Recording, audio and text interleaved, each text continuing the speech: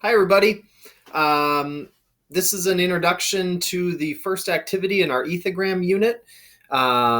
If you are watching this video, then you've found the correct page. This activity has to be completed and submitted before you can move on in the assignments.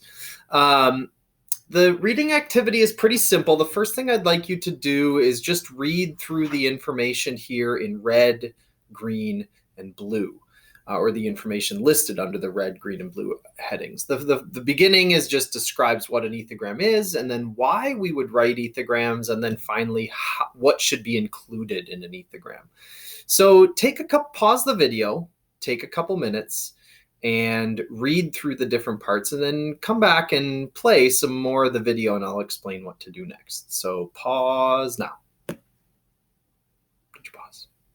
Is it paused? Okay. Moving on. Once you've read through it, you'll have gotten an introduction to what ethograms are and what should be included in them. But a lot of times at this point, people they are not really sure what is this categories and structural details and relational details. So I have an example of an ethogram here. Now the text is pretty small, but if you look closely, you'll see this is an ethogram of some horse behaviors that horses do.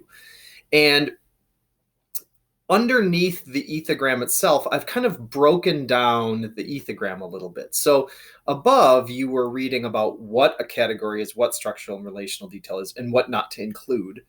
Here, I list the categories. So I give 3 examples of different categories. They're shown here. And then I take one of the categories. So I take cribbing. That's the category. And then I read the structural and relational descriptions over here. And from there, I figured out which parts were structural detail and which parts were relational detail. And I isolated them. So I've pulled out the structural part and the relational part. And then down here, here's where the activity part comes in. So activity number 1 is to evaluate an ethogram. So I have a different ethogram here written by animal behaviorists studying wolves. And as you look through the ethogram, I'm going to ask you to kind of do what I had already done with the horse ethogram above. So you'll list 3 categories. Then you'll take one category, the attack individual category, and you will write the parts of the description that are structural detail here. And if you put that text in a different color, it'll make it easier for me to see later on. Then you're going to copy the parts of the description that are relational details.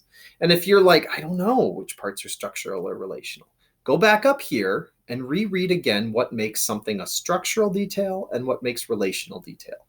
And understand that both of them need to be in each description you write.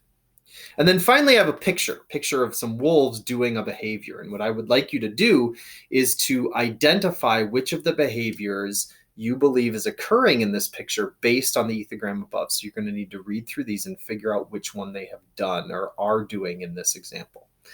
When this is done, you need to submit this to the assignment in Schoology. This is something you are all comfortable doing. If you need further help with that, please message me. All right, good luck.